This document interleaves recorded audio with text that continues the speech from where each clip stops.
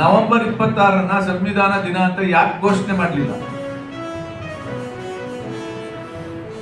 1950 ಜನವರಿ 26 ಸಂವಿಧಾನ ಜಾರಿಯಾದ ದಿನ.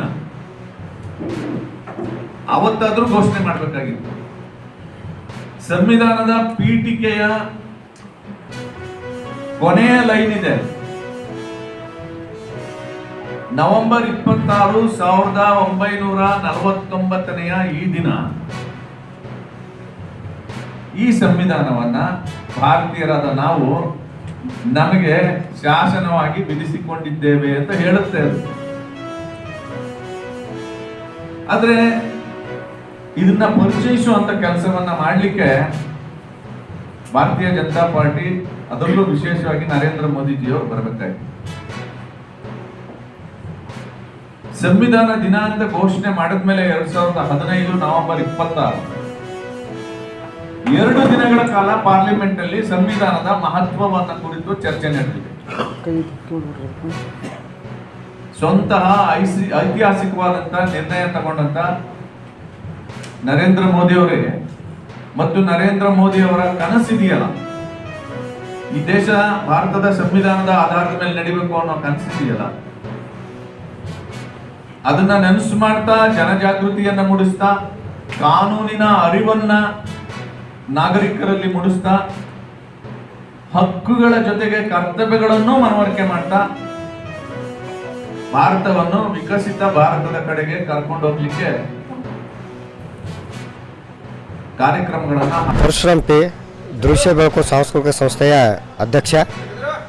ಆತ್ಮೀಯರೇ, ತಮ್ಮೆಲ್ಲರಿಗೂ ಗೊತ್ತಿರುವಂತೆ ದೃಶ್ಯ ಬೆಳಕು ಸಾಂಸ್ಕೃತಿಕ ಸಂಸ್ಥೆಯು ಕಳೆದ 12 ವರ್ಷಗಳಿಂದ ಕಲಬುರಗಿಯಲ್ಲಿ ನಿರಂತರವಾಗಿ ದೃಶ್ಯ ಕಲೆ, ಸಾಹಿತ್ಯ ಮತ್ತು ರಂಗಭೂಮಿಗೆ ಸಂಬಂಧಪಟ್ಟಂತೆ ಸಾಂಸ್ಕೃತಿಕ ಕಾರ್ಯಕ್ರಮವನ್ನು ಏರ್ಪಡಿಸುತ್ತಾ ಬಂದಿದೆ.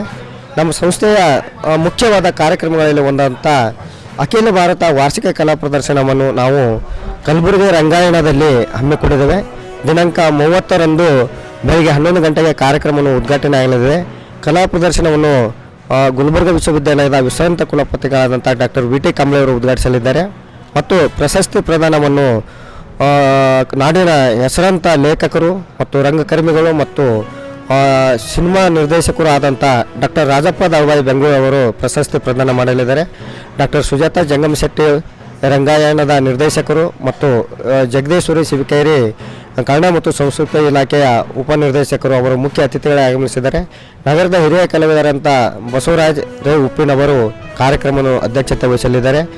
ಈ 3 ದಿನಗಳ ನಡೆಯುವ ಕಾರ್ಯಕ್ರಮದಲ್ಲಿ ಸುಮಾರು 70 ಚಿತ್ರ, ಛಾಯಾಚಿತ್ರ ಮತ್ತು ಶಿಲ್ಪ ಕಲಾಕೃತಿಗಳು ಪ್ರದರ್ಶನಗೊಳ್ಳಲಿವೆ.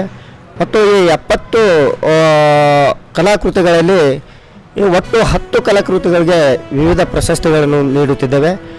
ಅದರಲ್ಲಿ ದೃಶ್ಯ ಬೆಳಕು ಪ್ರಶಸ್ತಿಗೆ ಗೌರವ ಪುರಸ್ಕಾರಕ್ಕೆ ಈ ಬಾರಿ ನಮ್ಮ ನಗರದ ಹಿರಿಯ ಚಿತ್ರಕಲಾವಿದರು ಆದಂಥ ಮತ್ತು ನಿವೃತ್ತ ದೃಶ್ಯಕಲಾ ಪ್ರಾಧ್ಯಾಪಕರಾದಂಥ Shri V B brother sir ಅವರಿಗೆ ಈ ಸಾರಿ ನಾವು ದೃಶ್ಯ ಬೆಳಕು ಪ್ರಶಸ್ತಿ ಗೌರವ ಪ್ರಶಸ್ತಿ ನೀಡಿ ಗೌರವಿಸುತ್ತಿದ್ದೇವೆ. ಅದೇ ರೀತಿ 12ನೇ ಅಖಿಲ ಭಾರತ ವಾರ್ಷಿಕ ಕಲಾ ಪ್ರದರ್ಶನದಲ್ಲಿ ವಿಜೇತರಾದಂಥ 6 ಜನಕ್ಕೆ ದೃಶ್ಯ ಬೆಳಕು ಪ್ರಶಸ್ತಿ ನೀಡುತ್ತಿದ್ದೇವೆ. ಅವರಲ್ಲಿ ವಿಪುಲ್ ರಾಯ್ ಪಶ್ಚಿಮ ಬಂಗಾಲ್, ಮೇಘಾ ಆರ್ ಕಲಬುರ್ಗಿ, ಪ್ರೇಮ್ ಕುಮಾರ್ ಕೆ ದಾವಣಗೆರೆ, ಅಜೀಂ ಕೊಡದೂರ್ ಕಲಬುರ್ಗಿ, ಜಾನ್ವಿ ಉಪಾಧ್ಯಾಯ ಉಡುಪಿ,